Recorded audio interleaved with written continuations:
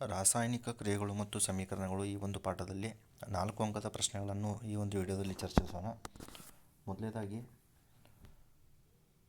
ಸೀಸದ nitrate ದ್ರಾವಣಕ್ಕೆ potassium iodide ದ್ರಾವಣವನ್ನು ಮಿಶ್ರಣ ಮಾಡಿದಾಗ ಉಂಟಾಗುವ ರಾಸಾಯನಿಕ ಕ್ರಿಯೆಗೆ ಸಂಬಂಧಿಸಿದಂತೆ ಕೊಟ್ಟಿರುವ ಕೆಳಗಿನ ಪ್ರಶ್ನೆಗಳನ್ನು ಉತ್ತರಿಸಿ. ಪ್ರಶ್ನೆ 1, ಈ ಕ್ರಿಯೆಯ ಸರಿದೂಗಿಸಿದ ರಾಸಾಯನಿಕ ಸಮೀಕರಣ ಬರೆಯಿರಿ. ಈ ಕ್ರಿಯೆಯಲ್ಲಿ ಉಂಟಾಗುವ ಪ್ರಕ್ಷೇಪಣವನ್ನು ಹೆಸರಿಸಿ. ರಾಸಾಯನಿಕ ಸಮೀಕರಣ ಬರೀಬೇಕು, ಅದರ ಜೊತೆಗೆ ಉಂಟಾದ ಪ್ರಕ್ಷೇಪಣದ ಹೆಸರು, ಅದರ ಜೊತೆಗೆ ಪ್ರಕ್ಷೇಪದ ಬಣ್ಣ ಯಾವುದು, ಇದು ಯಾವ ವಿಧದ ರಾಸಾಯನಿಕ ಕ್ರಿಯೆ ಅಂತ ತಿಳಿಸಬೇಕು. ಉತ್ತರವನ್ನು ನೋಡೋಣ.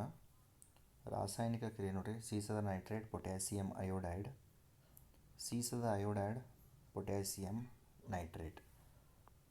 ಆಮೇಲೆ ಸೀಸದ ಅಯೋಡೈಡ್ ಪ್ರಕ್ಷೇಪಣ ಯಾವುದ್ರಿ? ಸೀಸದ ಅಯೋಡೈಡ್ ಪ್ರಕ್ಷೇಪಣ ಉಂಟಾಗುತ್ತದೆ. ಹಳದಿ ಬಣ್ಣದ ಪ್ರಕ್ಷೇಪಣ ಉಂಟಾಗುತ್ತದೆ. ರಾಸಾಯನಿಕ ಕ್ರಿಯೆಯು ದ್ವಿಸ್ಥಾನಪಲ್ಲಟ ಕ್ರಿಯೆಯಾಗಿದೆ. ಇನ್ನು ಮುಂದಕ್ಕೆ 64ನೇ ಪ್ರಶ್ನೆ, ಕೆಳಗಿನ ರಾಸಾಯನಿಕ ಕ್ರಿಯೆಗಳಿಗೆ ಸರಿದೂಗಿದ ರಾಸಾಯನಿಕ ಸಮೀಕರಣಗಳನ್ನು ಬರೆಯಿರಿ. ಪ್ರತಿಯೊಂದು ರಾಸಾಯನಿಕ ಕ್ರಿಯೆಯ ವಿಧವನ್ನು ಹೆಸರಿಸಿ.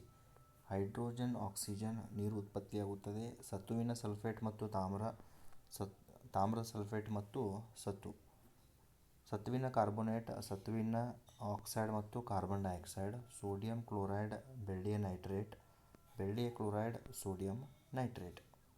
ಇದಕ್ಕೆ ಉತ್ತರವನ್ನು ನೋಡೋಣ. ಈಗ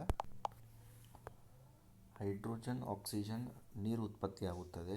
ಸತುವಿನ ಸಲ್ಫೇಟ್ ತಾಮ್ರದ ಸಲ್ಫೇಟ್ ಮತ್ತು ಸತುವಿನ ಕಾರ್ಬೋನೇಟ್, ಸತುವಿನ ಆಕ್ಸೈಡ್ ಮತ್ತು ಕಾರ್ಬನ್ ಡೈಆಕ್ಸೈಡ್. ಅದರ ಜೊತೆಗೆ ಸೋಡಿಯಂ ಕ್ಲೋರೈಡ್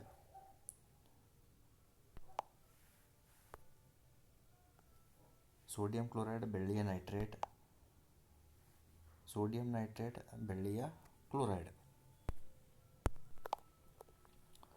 ನೆಕ್ಸ್ಟ್ ಕ್ವಶನ್ ನೋಡಿ, ಕಾರಣ ಕೊಡಿ. 65ನೇ ಪ್ರಶ್ನೆ. ಪ್ರಶ್ನೆ 1, ತಾಮ್ರದಿಂದ ಮಾಡಿದ ವಸ್ತುಗಳು ಗಾಳಿಗೆ ತೆರೆದಿಟ್ಟಾಗ ತಮ್ಮ ಹೊಳಪನ್ನು ಕಳೆದುಕೊಳ್ಳುತ್ತವೆ. 2ನೇ ಪ್ರಶ್ನೆ, ತಾಮ್ರದ ಸಲ್ಫೇಟ್ ದ್ರಾವಣದಲ್ಲಿ ಇರಿಸಿದ ಕಬ್ಬಿಣದ ಮೊಳೆಯು ನಿಧಾನವಾಗಿ ಕಂದು ಬಣ್ಣಕ್ಕೆ ತಿರುಗುತ್ತದೆ. ಇದಕ್ಕೆ ಕಾರಣ ಕೊಡಬೇಕು. ಈಗ ಉತ್ತರವನ್ನು ನೋಡೋಣ. 65ನೇ ಪ್ರಶ್ನೆ ನೋಡಿ.